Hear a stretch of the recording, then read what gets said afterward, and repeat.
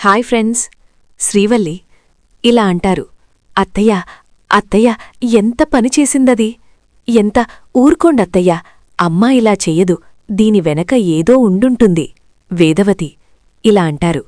ఏంటండి, నేను పెళ్లి చేసుకుని వచ్చాను, నన్ను దీవించండి అని దానోపాది చెప్పిన్తర్వాత నన్ను వెనకేసుకురాకండి. నా కడుపున చెడపట్టింది, చెడపుట్టింది, ఇప్పుడు పుట్టగానే చంపేసిన పోయేది, మా పరువు మొత్తం మంట కలిపేసింది. రామరాజు ఇలా అంటారు.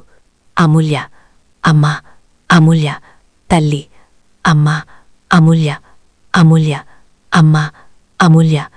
ఏంటో ఇదంతా, పెళ్లి పనులెవరు చేస్తున్నారా? అమూల్య ఏమండి? వేదవతి ఇలా అంటారు. నా బిడ్డ, నా బంగారు తల్లి, అది కూడా నన్ను మోసం చేసింది. దాన్ని నా అమ్మ అనుకున్నానే కాని అది నా అన్నని గుండెలమీద తన్ని శత్రువు కొడుకుని పెళ్లి చేసుకుందే. ఏవండి? వేదవతి ఇలా అంటారు. ఎందుకే అమ్మా ఇలా చేసింది? మన కర్మ అండి, మన కర్మ.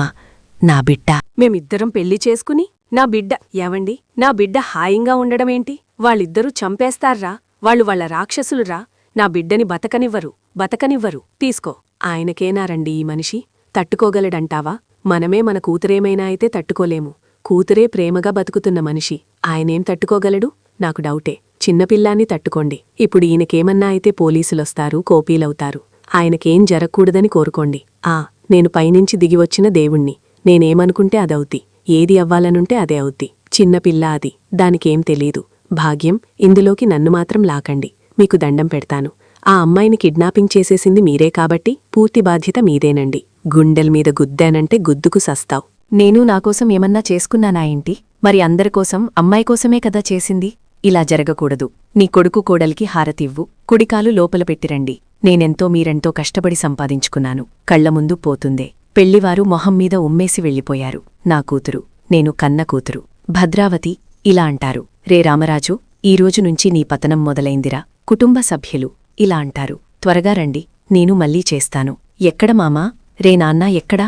అమ్మా నాన్న లోపలికి తీసుకెళ్లారమ్మా, చూస్తున్నారమ్మా. అయ్యో శ్రీవల్లి ఇలా అంటారు. ఆయనకేం కాదు కదరా అత్తయ్యా, మావేగారికేం కాదు, మీరు కంగారు పడకండి.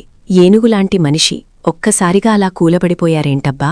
నమ్మలేకపోతున్నాను, నా కళ్లను నేను నమ్మలేకపోతున్నాను. అత్తయ్యా, మీరు అధైర్యపడకండి, మావేగారికి ఏమీ కాదు. డాక్టర్ ఇలా అంటారు. డాక్టర్, మా బావకి ఎలా ఉంది? పేషెంట్ ఫ్యామిలీ తరఫు వాళ్ళెవరు? వాళ్లతో ఒక ఇంపార్టెంట్ విషయం చెప్పాలి. చెప్పండి. ఆగండి. ఎవరో ఒకరు మాట్లాడండి, మిగతా వాళ్లు నిశ్శబ్దంగా ఉండండి. చెప్పండి. ఆగండి, ఒక్క నిమిషం. అత్తయ్యగారు, మీరు మాట్లాడండి. డాక్టర్, తను పేషెంట్ భార్య వేదవతి ఇలా అంటారు. డాక్టర్ గారు, ఏమైందండి? చెప్పండి. డాక్టర్ ఇలా అంటారు. ఆయనకి తీవ్రమైన గుండెనొప్పి వచ్చిందమ్మా. వేదవతి ఇలా అంటారు. ఏం మాట్లాడుతున్నారు డాక్టర్ గారు? మా ఆయనకు గుండెనొప్పి వచ్చిందా? ఆయనెవరనుకున్నారు? రామరాజు, నా భర్త. ఆయనకి గుండెనొప్పి రావడమేంటి? మీరు పొరపాటు పడుతున్నారు. ఆయనకు గుండెనొప్పి రాదండి, చాలా గట్టి మనిషే. డాక్టర్ ఇలా అంటారు. అమ్మా, మేమంతా పరీక్షించాకే ఈ విషయం చెప్తున్నాం. మీ ఆందోళన, బాధ మేమర్థం చేసుకోగలం. ఫార్మాలిటీస్ పూర్తి చేస్తే మిగతా ప్రాసెస్ని ముందుకు తీసుకెళ్లగలం. ఆయనకి సంబంధించిన కొన్ని డీటెయిల్స్ నాకు కావాలి. ఆయనకి వేరే హెల్త్ ఇష్యూస్ ఏమైనా ఉన్నాయా? అయ్యో డాక్టర్, నేను చెప్పేది వినండి. ఆయనకెప్పుడూ జ్వరం కూడా వచ్చి ఎవగదు. ఆయన చాలా గట్టి మనిషండి, ఉక్కులాంటి మనిషి. ఏదో కళ్ళు తిరిగి పడిపోయారంతే. ఒక్కసారి చూడండి, గుండెపొట్టు కాదేమో. నేనడుగుతున్న ప్రశ్నలకి సమాధానం చెప్పండమ్మా. ఇంతకుముందు మీ మావయ్యగారికి ఎలాంటి కంప్లైంట్స్ లేవు కదా? ఆగటం అలాంటివేం లేవు డాక్టర్. ఓకే. పోనీ ఈ మధ్య ఏమైనా షాకింగ్ న్యూస్ లాంటిదేమైనా? డాక్టర్ గారు, వాళ్ళమ్మాయి పెళ్లిరోజు లేచిపోయి ఈ ఫ్యామిలీ అంటే పడని ఒక ఫ్యామిలీ వాళ్ళబ్బాయిని పెళ్లి చేసుకుంది. అది తట్టుకోలేకే ఆయన పడిపోయారు. అమ్మా, ఏంటి నువ్వు? ఏహే ఉన్నవే, ఇది అన్నయ్యగారి ఆరోగ్యానికి సంబంధించింది. డాక్టర్ గారు కూడా ఏం జరిగిందో చెప్పమంటున్నారు కదా. నిజం చెప్పి అన్నయ్యగారి ఆరోగ్యం నిలబెట్టాలి. డాక్టర్ ఇలా అంటారు. అది డాక్టర్ గారు, జరిగింది. ఓకే, డాక్యుమెంట్స్ మీద సంతకం పెట్టండి, మేము ట్రీట్మెంట్ మొదలు పెడతాం. వేదవతి ఇలా అంటారు. పెద్దోడా, నడిపోడా, చిన్నోడా, మీ నాన్నకు గుండెపోటు రావడం ఏంట్రా? నా కాళ్ళు చేతులు ఆడ్డం లేదు. చందు పెద్ద కొడుకు ఇలా అంటారు. అమ్మా ఊరుకో అమ్మా, నాన్నకేం జరగదమ్మా, ధైర్యంగా ఉండమ్మా. శ్రీవల్లి ఇలా అంటారు. అత్తయ్య, మీరిలా కంగారు పడితే అందరూ కంగారు పడతారు. మీరు ధైర్యంగా ఉండండి. మావయ్య గారికి ఏం జరగదు, ఏం జరగదు.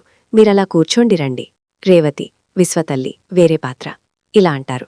అది కాదమ్మా, విశ్వ, నువ్వు ప్రేమించుకున్నారని పెళ్లి చేసుకున్నారని చెప్పారు. మరి నువ్వు ఎందుకు ఇంతలా ఏడుస్తున్నావో నాకర్థం కావటం లేదు. ఓ కన్నవాళ్ళు పుట్టిల్లు శాశ్వతంగా దూరమయ్యాయనా? ఈ 2 కుటుంబాల మధ్య గొడవల్ని నీ చిన్నప్పట్నుంచి చూస్తూనే ఉన్నావ్.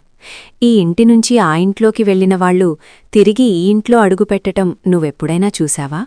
మరి ఆ ఇంటి నుంచి ఈ ఇంటికి కోడలిగా అడుగుపెడితే నీకూ నీ పుట్టిల్లు శాశ్వతంగా దూరమైనట్టే అన్న ఆలోచన నీకు ముందే ఎందుకు రాలేదమ్మా? ఇదంతా తెలిసి కూడా మరి ఎందుకు ప్రేమించావ్? ఎందుకు పెళ్లి చేసుకున్నావ్? ఇప్పుడేడిచి ఏం ప్రయోజనమమ్మా చెప్పు. ఇంటి పెద్దా బంధువు ఇలా అంటారు. రేవతి, బుద్ధి ఉందా నీకసలు? బాధపడుతున్న పిల్లకి ధైర్యం చెప్పాలి, అంతేగాని ఇంకా బాధపడేలా మాట్లాడతావా? ఈ ఇంటి ఆడపడుచు కూతురు ఈ ఇంటి కోడలిగా అడుగుపెట్టింది.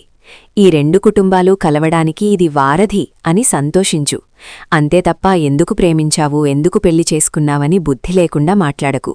చూడమ్మా, ఒక వస్తువు దూరమైతేనే మనిషి తట్టుకోలేడు. మరి ఇన్నేళ్లు పెంచిన నువ్వు దూరమైతే మీవాళ్లు తట్టుకోగలరా చెప్పు? నీకన్న వాళ్లకి నీమీద ఉన్న ప్రేమ నిన్ను దగ్గరికి తీసుకునేలా చేస్తుంది. ఆ రోజు త్వరలోనే వస్తుందమ్మా. బాధపడకుండా నువ్వు ధైర్యంగా ఉండు తల్లి. అత్తయ్యా, అత్తయ్యా, అత్తయ్యా, రండి, భయమేస్తుంది. నీకేమవుతుందో నానా అని భయమేస్తుంది అత్తా. మావయ్యకి ఏమీ కాదు, నువ్వు రా, వచ్చి కూర్చో. లేదు లేదు, మీ మావయ్య ఆయనకెంత బాధ కలిగినా అవమానం జరిగినా భరిస్తారు. కాని పిల్లల జీవితాలకి ఏదైనా అయితే తట్టుకోలేరు. అందులోనూ చిన్న కూతురంటే ఆయనకే ప్రాణం. దాని భవిష్యత్తు నాశనమైందనే బాధని తట్టుకునే శక్తి ఆ తండ్రి గుండెకి లేదు, ఆ తండ్రి గుండెకి లేదు. అత్తా, బాధపడకత్తా, మావయ్యకేం కాదు, మీరిలా రండి రండి. రే చిన్నోడా, చిన్నోడా. మీ నాన్నని నేనెప్పుడూ ఇలా చూడలేదురా. మీ నాన్నని ఇలా చూస్తుంటే నాకు ప్రాణం పోతుందిరా చిన్నోడా. వెళ్ళి మీ నాన్నతో చెప్పరా, అమ్మ తట్టుకోలేకపోతోంది, నువ్వు త్వరగా కోలుకునొచ్చే నాన్నా అని చెప్పరా, చెప్పరా చెప్పు. వేదవతి ఇలా అంటారు. రే తిరుపతి, అక్క రాములవారి పక్కన హనుమంతులా నువ్వు ఎప్పుడూ మీ బావ పక్కనే ఉంటావు కదరా. తిరుపతి ఇలా అంటారు. అవునక్కా. వేదవతి ఇలా అంటారు. కనీసం నువ్వైనా మీ బావతో చెప్పరా, అక్కని ఏడిపించకు బావా, అక్క నీకేం కాదు బావా అని చెప్పరా చెప్పు. చెప్తాను పెద్దోడా, నువ్వంటే మీ నాన్నకి చాలా ఇష్టం కదరా. నువ్వు చెప్తే మీ నాన్న వింటారురా. వింటాను. చెప్పరా, వెళ్ళి మీ నాన్నతో చెప్పరా. నాన్నా, అమూల్య వెళ్ళిపోతే ఏంటి, మేమందరం లేమా, మేం నిన్ను చూసుకోమా, బాధపడకు నాన్నా, బాధపడకు అని మీ నాన్నకి ధైర్యం చెప్పరా, ధైర్యం చెప్పు. కామాక్షి, బంధువు ఇలా అంటారు. అమ్మ ఏడవకమ్మా, ఏడవకు కామాక్షి. మీ నాన్ననిలా చూస్తుంటే ప్రాణం పోతున్నంత బాధగా ఉందేమని ఏడవకుండా ఎలా ఉండగలనే. ఊరుకో అమ్మా, ఊరుకో. నాన్న కోలుకుంటారు, క్షేమంగా ఉంటారు, బాధపడకమ్మా. వేదవతి ఇలా అంటారు. తప్పు చేశానే, చాలా పెద్ద తప్పు చేశానే. దానికని నేను చాలా పెద్ద తప్పు చేశాను. చిన్న కూతురు కదా అని ఆయన చాలా గారాభం చేశారు, ప్రాణంగా పెంచుకున్నారు. చివరికి అదే ఆయన ప్రాణాల మీదికి తీసుకొచ్చింది. దాని జీవితాన్ని నాశనం చేసుకోవడం మాత్రమే కాదు, ఇంటిని కూడా చీకటి చేసేసింది. కళ్లల్లో పెట్టి పెంచుకున్న కన్నకూతురి జీవితం కళ్ల ముందే నాశనమవుతుంటే కన్నపేగు తట్టుకుని ఎలా బ్రతుకుతుంది. భద్రావతి ఇలా అంటారు. విశ్వా, విశ్వా, విశ్వా, విశ్వా, విశ్వా, విశ్వా, విశ్వా. ఏంట్రాది? సేనా, ఇవరా ఇది మీ తాతజా. ఆ రామరాజుగాడి మీద ఉన్న ఇన్నేళ్ల పగను తీర్చిన నీకే ఇది వేసుకునే అర్హత. అత్తా, ఆ రామరాజుగాడి చిన్న కూతురిని పెళ్లి చేసుకొని వాణ్ణి చావు దెబ్బ కొట్టావురా నువ్వు. ఇందాక వాళ్ళని తీసుకెళ్తుంటే 25 ఏళ్ల పగ చల్లారినట్టయిందిరా. రేయ్, ఆ రామరాజుగాడి ప్రాణం పోతే ఇప్పుడే పోతుంది. ఒకవేళ పోలేదనుకో, వాడి కూతురు మనింట్లో నరకం అనుభవించడం చూసి వాడు మానసికంగా చస్తాడు. ఆ తర్వాత మనిషే చస్తాడు. అది కాదత్తా. రే, రామరాజుగాడి మీద పగ తీర్చుకోవడానికి నేనొకలా ఆలోచిస్తే వాడి కూతుర్ని పెళ్లి చేసుకుంటే ఆ రామరాజుగాడి కూతుర్ని రోజూ చిత్రహింసలు పెట్టొచ్చని నువ్వింకో రకంగా ఆలోచించావు. షబ్బాష్ రా, షబ్బాష్. మీరు ఆ అమ్మాయిని పెళ్లి చేసుకునొచ్చారని ఇంతకుముందు వరకు కోపంతో ఉన్నారు. మరి ఇప్పుడేంటి అంత నవ్వుతున్నారు?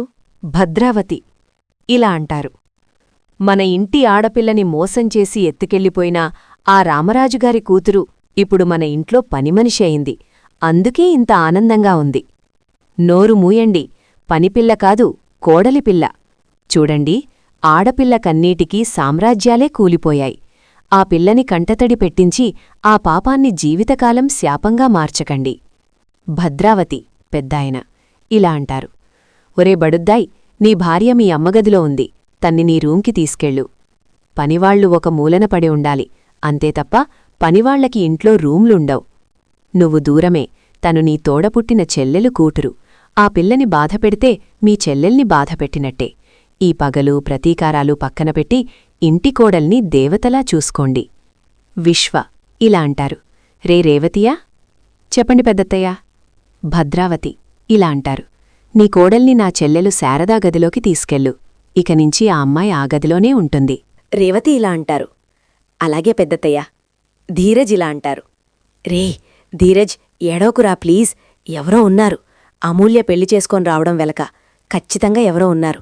నిన్ను చంపేసి నేను జైలుకెళ్తా. నాకు తెలుసు నీకింత ధైర్యం లేదు. మెళ్లలో తాళ్లేసుకొని రావడం ఇదంతా చూస్తుంటే నీ వెనక ఎవరో ఉన్నారు. అవునరా, ఉన్నారు నా వెనక, ఉన్నారు.